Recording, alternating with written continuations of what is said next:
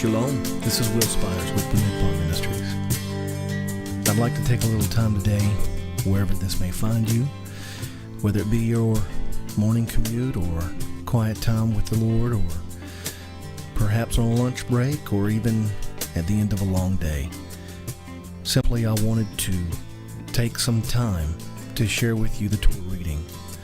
Sometimes life gets busy, and we have to slow ourselves down and dig into the Word.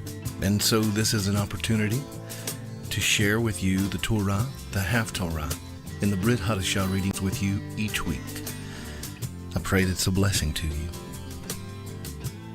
This week's Torah portion is Terumah, or offerings. We'll begin in the book of Exodus, chapter 25, verse 1, through chapter 27, verse 19. For our Haftarah reading, we'll turn to the book of 1 Kings, chapter 5, verse 12, through chapter 6, verse 13. And for our Brit Chadasha reading, we'll turn to the Gospel book of Matthew, chapter 5, reading verses 33 through 37. Let's begin. Offerings for the Sanctuary, chapter 25. Then the Lord spoke to Moshe, saying, Tell the sons of Israel to raise a contribution for me. From every man whose heart moves him, you shall raise my contribution. This is the contribution which you are to raise from them: gold, silver, and bronze, blue, purple, and scarlet material, fine linen, goat hair, ram skins dyed red, porpoise skins, acacia wood, oil for lighting, spices for the anointing oil and for the fragrant incense, onyx stones and setting stones for the ephod and for the breastpiece. Let them construct a sanctuary for me, that I may dwell among them, according to all that I am going to show you, as the pattern of the tabernacle and the pattern of all its furniture. Just so you shall construct it. Ark of the Covenant. They shall construct an ark of acacia wood 2.5 cubits long, and 1.5 cubits wide, and 1.5 cubits high. You shall overlay it with pure gold. Inside and out you shall overlay it, and you shall make a gold molding around it. You shall cast 4 gold rings for it, and fasten them on its 4 feet, and 2 rings shall be on one side of it, and 2 rings on the other side of it. You shall make poles of acacia wood and overlay them with gold. You shall put the poles into the rings on the sides of the ark, to carry the ark with them. The poles shall remain in the rings of the ark. They shall not be removed from it. You shall put into the ark the testimony which I shall give you. You shall make a mercy seat of pure gold, 2.5 cubits long and 1.5 cubits wide. You shall make 2 cherubim of gold. Make them of hammered work at the 2 ends of the mercy seat. Make 1 cherub at one end and 1 cherub at the other end. You shall make the cherubim of one piece with the mercy seat at its 2 ends. The cherubim shall have their wings spread upward, covering the mercy seat with their wings and facing one another. The faces of the cherubim are to be turned toward the mercy seat. You shall put the mercy seat on top of the ark. And in the ark you shall put the testimony which I will give to you. There I will meet with you. And from above the mercy seat, from between the 2 cherubim which are upon the ark of the testimony, I will speak to you about all that I will give you in commandment for the sons of Israel. The table of Showbread. You shall make a table of acacia wood 2 cubits long and 1 cubit wide, and 1.5 cubits high. You shall overlay it with pure gold and make a gold border around it. You shall make for it a rim of a handbreadth around it, and you shall make a gold border for the rim around it. You shall make 4 gold rings for it, and put rings on the 4 corners which are on its 4 feet. The rings shall be close to the rim as holders for the poles to carry the table. You shall make the poles of acacia wood and overlay them with gold, so that with them the table may be carried. You shall make its dishes, and its pans, and its jars, and its bowls with which to pour drink offerings. You shall make them of pure gold. You shall set the bread of the presence on the table before me at all times. The golden lampstand. Then you shall make a lampstand of pure gold. The lampstand and its base and its shaft are to be made of hammered work. Its cups, its bulbs, and its flowers shall be of one piece with it. 6 branches shall go out from its sides, 3 branches of the lampstand from its one side, and 3 branches of the lampstand from its other side. 3 cups shall be shaped like almond blossoms, in the one branch a bulb and a flower, and 3 cups shaped like almond blossoms, in the other branch a bulb and a flower. So for 6 branches going out from the lampstand. And in the lampstand 4 cups shaped like almond blossoms, its bulbs and its flowers. A bulb shall be under the first pair of branches coming out of it, and a bulb under the second pair of branches coming out of it, and a bulb under the third pair of branches coming out of it, for the 6 branches coming out of the lampstand. Their bulbs and their branches shall be of one piece with it. All of it shall be one piece of hammered work of pure gold. Then you shall make its lamps, 7 in number, and they shall mount its lamps so as to shed light on the space in front of it. Its snuffers and their trays shall be of pure gold. It shall be made from a talent of pure gold, with all these utensils. See that you make them after the pattern for them, which was shown to you on the mountain. Chapter 26.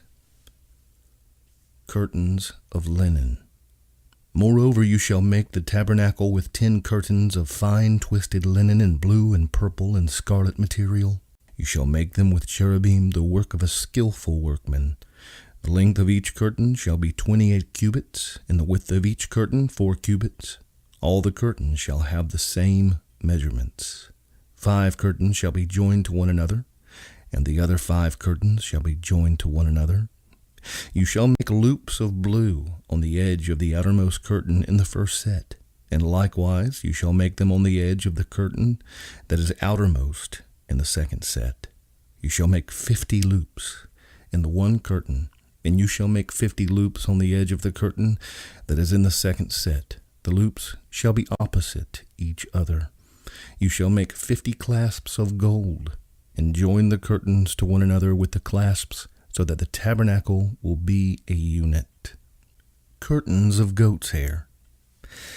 Then you shall make curtains of goat's hair for a tent over the tabernacle. You shall make 11 curtains in all. The length of each curtain shall be 30 cubits, and the width of each curtain 4 cubits. The 11 curtains shall have the same measurements.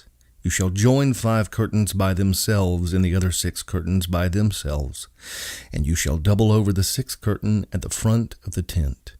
You shall make 50 loops on the edge of the curtain that is outermost in the first set, and 50 loops on the edge of the curtain that is outermost in the second set. You shall make 50 clasps of bronze, and you shall put the clasps into the loops, and join the tent together, so that it will be a unit. The overlapping part that is left over in the curtains of the tent, the half curtain that is left over, shall lap over the back of the tabernacle. The cubit on the side and the cubit on the other of what is left over in the length of the curtains of the tent shall lap over the sides of the tabernacle on one side and on the other to cover it. You shall make a covering for the tent of ram skins dyed red, and a covering of porpoise skins above. Boards and sockets. Then you shall make the boards for the tabernacle of acacia wood standing upright. 10 cubits shall be the length of each board, and 1.5 cubits for the width of each board. There shall be 2 tenons for each board fitted to one another. Thus you shall do for all the boards of the tabernacle. You shall make the boards for the tabernacle 20 boards for the south side. You shall make 40 sockets of silver under the 20 boards, 2 sockets under one board for its 2 tenons, and 2 sockets under another board for its 2 tenons. And for the second side of the tabernacle, on the north side, 20 boards, and their 40 sockets of silver, 2 sockets under one board and 2 sockets under another board. For the rear of the tabernacle to the west, you shall make 6 boards. You shall make 2 boards for the corners of the tabernacle at the rear. They shall be double beneath, and together they shall be complete to its top to the first ring. Thus it shall be with both of them. They shall form the 2 corners. There shall be 8 boards with their sockets of silver, 16 sockets, 2 sockets under one board, and 2 sockets under another board. Then you shall make bars of acacia wood, 5 for the boards of one side of the tabernacle, and 5 bars for the boards of the other side of the tabernacle, and 5 bars for the boards of the side of the tabernacle for the rear side to the west. The middle bar and the center of the boards shall pass through from end to end. You shall overlay the boards with gold, and make their rings of gold as holders for the bars, and you shall overlay the bars with gold. Then you shall erect the tabernacle according to its plan, which you have been shown in the mountain. The veil and screen. You shall make a veil of blue and purple and scarlet material and fine twisted linen.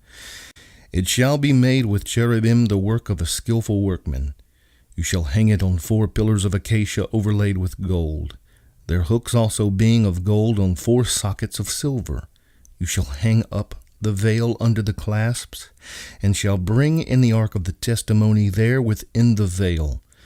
And the veil shall serve for you as a partition between the holy place and the Holy of Holies.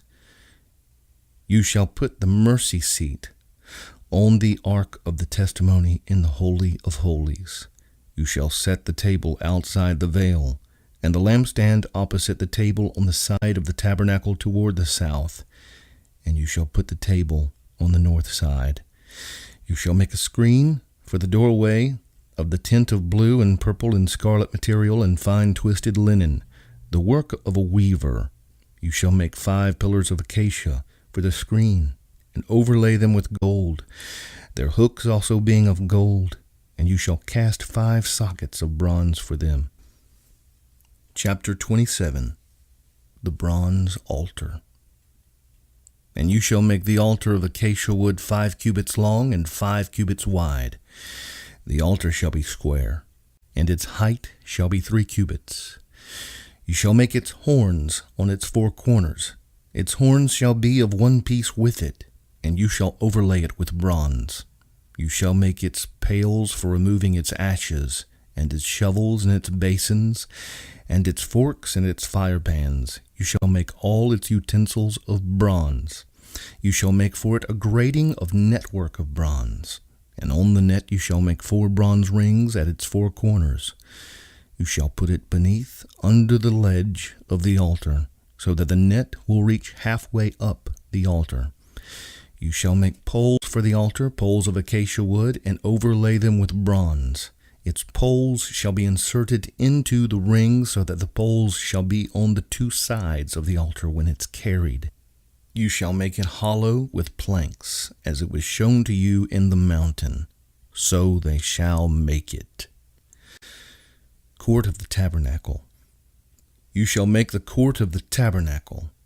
On the south side there shall be hangings for the court of fine twisted linen 100 cubits long for one side. And its pillars shall be 20, with their 20 sockets of bronze. The hooks of the pillars and their bands shall be of silver. Likewise, for the north side in length there shall be hangings 100 cubits long, and its 20 pillars with their 20 sockets of bronze. The hooks of the pillars and their bands shall be of silver. For the width of the court on the west side shall be hangings of 50 cubits with their 10 pillars and their 10 sockets. The width of the court on the east side shall be 50 cubits. The hangings for the one side of the gate shall be 15 cubits with their 3 pillars and their 3 sockets. And for the other side shall be hangings of 15 cubits with their 3 pillars and their 3 sockets.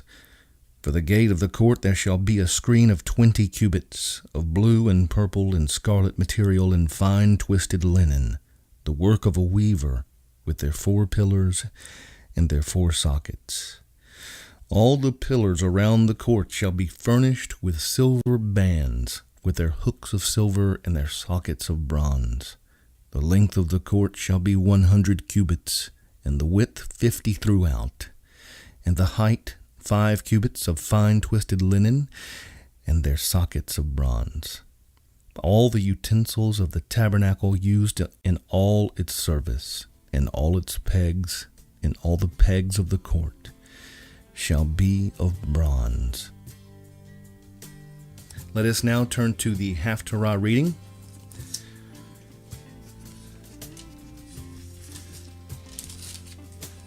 We will be in 1 Kings chapter 5, reading verse 12 through chapter 6, verse 13. Let's begin. The Lord gave wisdom to Solomon just as he promised him, and there was peace between Hiram and Solomon, and the two of them made a covenant. Conscription of laborers. Now King Solomon levied forced laborers from all Israel, and the forced laborers numbered 30,000 men. He sent them to Lebanon, 10,000 a month in relays. They were in Lebanon a month and 2 months at home. And Adoniram was over the forced laborers. Now Solomon had 70,000 transporters and 80,000 hewers of stone in the mountains, besides Solomon's 3,300 chief deputies who were over the project and who ruled over the people who were doing the work. Then the king commanded, and they quarried great stones, costly stones, to lay the foundation of the house with cut stones. So Solomon's builders and Hiram's builders and the Gebalites cut them and prepared the timbers and the stones to build the house. Chapter 6. The building of the temple. Now it came about in the 480th year, after the sons of Israel came out of the land of Egypt, in the 4th year of Solomon's reign over Israel, in the month of Ziv, which is the 2nd month, that he began to build the house of the Lord. As for the house which King Solomon built for the Lord, its length was 60 cubits, and its width 20 cubits, and its height 30 cubits. The porch in front of the nave of the house was 20 cubits in length, corresponding to the width of the house, and its depth along the front of the house was 10 cubits. Also for the house he made windows with artistic frames. Against the wall of the house he built stories encompassing the walls of the house around both the nave and the inner sanctuary. Thus he made side chambers all around. The lowest story was 5 cubits wide, and the middle was 6 cubits wide, and the third was 7 cubits wide. For on the outside he made offsets in the wall of the house all around, in order that the beams would not be inserted in the walls of the house. The house, while it was being built, was built of stone prepared at the quarry, and there was neither hammer nor axe nor any iron tool heard in the house while it was being built. The doorway for the lowest side chamber was on the right side of the house, and they would go up by winding stairs to the middle story, and from the middle to the third. So he built the house and finished it, and he covered the house with beams and planks of cedar. He also built the stories against the whole house, each 5 cubits high, and they were fastened to the house with timbers of cedar. Now the word of the Lord came to Solomon, saying, Concerning this house which you are building, if you will walk in my statutes, and execute my ordinances, and keep all my commandments by walking in them, then I will carry out my word with you, which I spoke to David your father. I will dwell among the sons of Israel, and will not forsake my people, Israel. Let us now turn to our Brit Chadasha portion for Terumah. We'll be in the Gospel book of Matthew, chapter 5, verses 33 through 37. Let's begin. Again you have heard that the ancients were told, You shall not make false vows, but shall fulfill your vows to the Lord. But I say to you, make no oath at all, either by heaven, for it is the throne of God, or by the earth, for it is the footstool of his feet, or by Jerusalem, for it is the city of the great King. Nor shall you make an oath by your head, for you cannot make one hair white or black. But let your statement be yes, yes, or no, no. Anything beyond these is of evil. That concludes our reading today of the Torah portion Terumah. It's always a gift and a pleasure to be able to share these with you. I hope it continues to bless you throughout your days. I would be remiss if I did not encourage and remind you of my brother and Pastor David Jones of Ruach Ministries International. If you will click the link up there in the top right corner of the screen, it will take you to his YouTube channel where you can locate the corresponding teaching that goes with this week's audio Torah reading. I would highly encourage you to do so. It will encourage you, it will bless you, challenge you.